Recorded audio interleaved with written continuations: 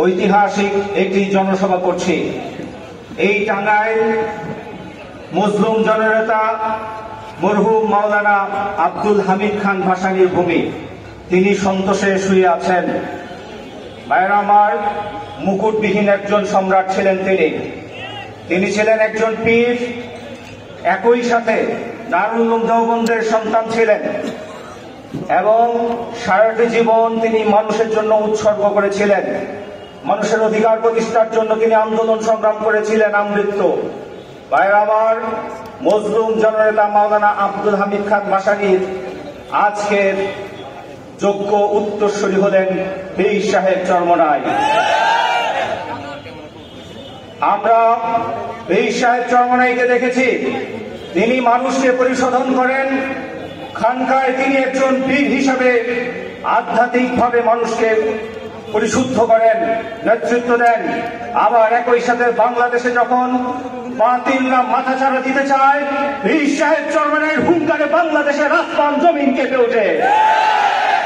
বৈষম্য বিরোধী ছাত্র আন্দোলনের সময় আমরা দেখেছি বাইতুল মুকাররমে দাঁড়িয়ে তিনি বলেছিলেন, ওই নরপিশাচ তুই আমার সন্তানের মুখে কেন গুলি করলি? যেই হুঙ্কার ছাত্রদেরকে নতুন ভাবে উজ্জীবিত করেছিল। জালেমদের বিরুদ্ধে যেটি অস্ত্র হিসেবে ব্যবহার হয়েছিল। ভাই এবং বন্ধুগণ, পীর সাহেব চরমনাই বাংলার মানুষকে মুক্তি দেওয়ার যেই মিশন, যেই সংগ্রাম, সেই সংগ্রামে তিনি নেতৃত্ব দিচ্ছেন।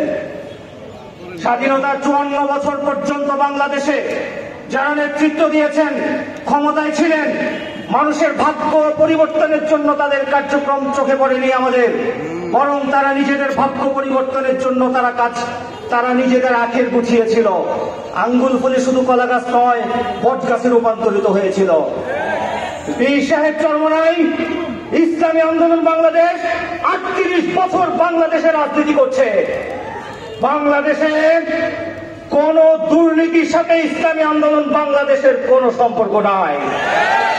একটি খুনের ঘটনাও ইসলামী আন্দোলন বাংলাদেশের কোন নেতা কর্মীর হাতে নাই।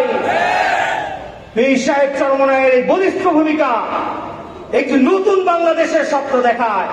যেই স্বপ্ন আমরা 5ই আগস্ট দেখেছিলাম, বৈষম্য মুক্ত একটি বাংলাদেশের স্বপ্ন আমরা দেখেছিলাম, সেই স্বপ্ন পূরণের জন্য পীর সাহেব চরমনাই একজন যোগ্য নেতা। ইসলামী আন্দোলন বাংলাদেশ একটি যোগ্য রাজনৈতিক সংগঠন। ভাই এবং বন্ধুগণ, 5 তারিখের পর থেকে দীর্ঘদিন আজ অন্তর্বর্তীকালীন সরকার রাষ্ট্র পরিচালনা করছে। আমাদের বাংলাদেশের শিক্ষা ব্যবস্থা ভেঙে পড়েছে। উচিত ছিল একটি শিক্ষা সংস্কার কমিশন গঠন করার, কিন্তু আমরা গভীর উদ্বেগের সাথে লক্ষ্য করছি ধসে পড়া শিক্ষা ব্যবস্থাকে আবার নতুন ভাবে গড়ে তোলার জন্য এখানকার শিক্ষা সংস্কার কমিশন গঠন করা হয় নাই। দেশের 4 কোটি শিক্ষার্থীদের প্রাণের দাবি, এদেশের শিক্ষা ব্যবস্থা আবার ঢেলে সাজাতে হবে। ভাই এবং বন্ধুগণ, এদেশের শিক্ষা ব্যবস্থাকে যদি ঢেলে সাজানো না যায়, আমরা মাথা উঁচু করে বিশ্বের বুকে দাঁড়াতে পারবো না। এজন্য শিক্ষা প্রতিষ্ঠান থেকে যে অন্যায় অবিচার দূরীভূত হয়েছে, তা নতুন করে আর প্রতিষ্ঠিত হতে দেওয়া যাবে না। শিক্ষা প্রতিষ্ঠানগুলো সন্ত্রাসের আখ্যায় পরিণত হয়েছিল, শিক্ষার্থীদের উপর নির্যাতন হতো, গেস্ট রুম, রুমের কালচার ছিল।